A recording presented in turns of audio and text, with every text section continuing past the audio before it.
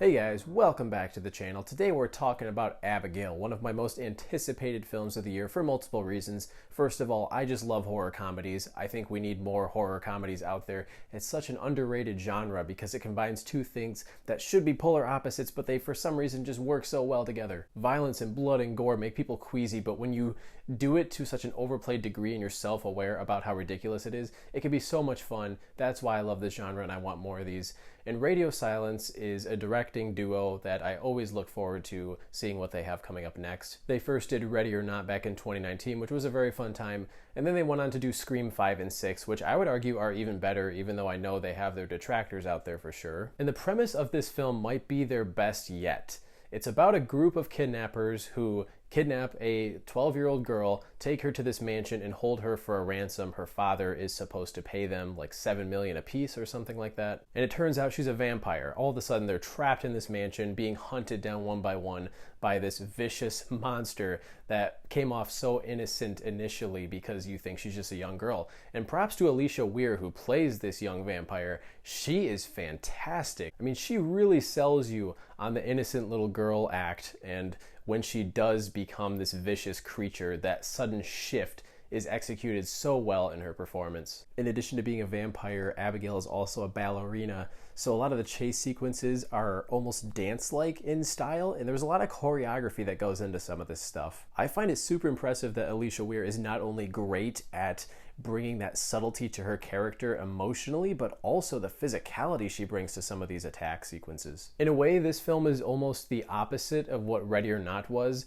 in that we had one girl hiding, trying to get away from the rest of the family as they hunt her down in the house, and here we have one character hunting down a large group of characters. And having the protagonists be child kidnappers could have easily backfired, but thankfully these characters are very entertaining and likable. We'll talk about some of the performances in a few minutes, but that adds so much to them. Even though you might not be able to root for all of them, you want to see more of them before they're killed because they're just so hilarious. The one emotional hook that we are given is Melissa Barrera's character. None of the characters in this use their real names initially because they're trying to keep their identities secret from one another in case things go wrong, but she introduces herself as Joey to Abigail. And it's really clever that they give us this backstory for Joey in that she has a son who she kind of abandoned in the past and wants to reconcile with, and she didn't know that they were kidnapping a child initially, so you're able to root for her a bit more than some of the other characters. Barrera is obviously no stranger to working with this team. She did so with Scream 5 and 6.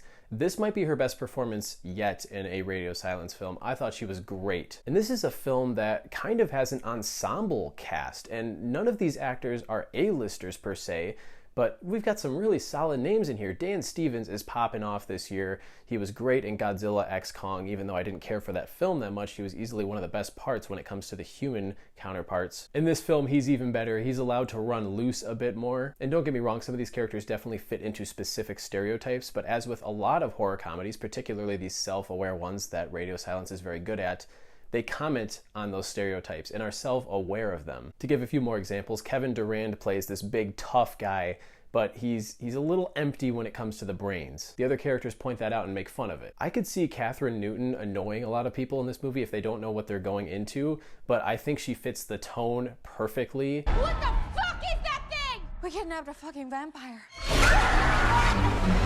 A ballerina vampire. Like, we get it. She was not good in Quantumania, but ever since Lisa Frankenstein and now this, I think she's found a niche where she works really well. One thing that was a little off-putting about this movie is that for the first 40 minutes or so, the characters don't know that Abigail is a vampire and they don't know what is attacking them. They just know that there's some sort of malevolent force in the building. They even think it might be a hitman hired by Abigail's father at one point. So it almost gives the impression that while they were making this, the intent was for the audience to not know what is attacking them until the big reveal. But of course they show it in the trailers and all of the marketing, which is a bit strange. I do wish they saved that reveal for the movie itself, but it's hard to get audience members in a seat if they don't know what kind of movie they're watching. Thankfully though, the character interactions were so strong that I actually enjoyed those first 40 minutes more than some of the other parts of the film. Don't get me wrong, the cat and mouse game that does start when Abigail reveals herself is great. It's just that it starts to get a little repetitive. Like they try some of the different ways to kill a vampire that we know from pop culture, garlic, sunlight, stabbing with a wooden pike. They'll try one of these methods, get beat up a little bit, run to a different section of the mansion, rinse and repeat. There are certainly clever and hilarious moments in these chase sequences. It just felt like it maybe went on a little longer than it needed to. The kills are definitely bloody though. I mean, Radio Silence loves to make movies where characters just explode into a geyser of blood. I have seen some people overhype the gore a bit though. It's not like the goriest movie I've ever seen or anything. As far as some issues I have with it, beyond the pacing and the fact that it gets a bit repetitive, towards the third act, there are a bunch more twists introduced, and I appreciate that they want to keep the audience on their toes, but it got to be a bit much, to the point where I was questioning character motivations. Why would this person want to do this, and how would this other person not know that they were doing this? It's tough to explain while tiptoeing around spoilers, but it just got a little too hectic. There's a subplot introduced in like the last 10 minutes that easily could have had like a film of its own to explore it. But for all of its messiness and chaos, I really enjoyed Abigail. It was funny, I laughed quite a bit. The other people in the audience were laughing a lot as well. I think it's a bloody good time. Maybe not as good as some of their other films, but I'm gonna give Abigail 3.5 stars.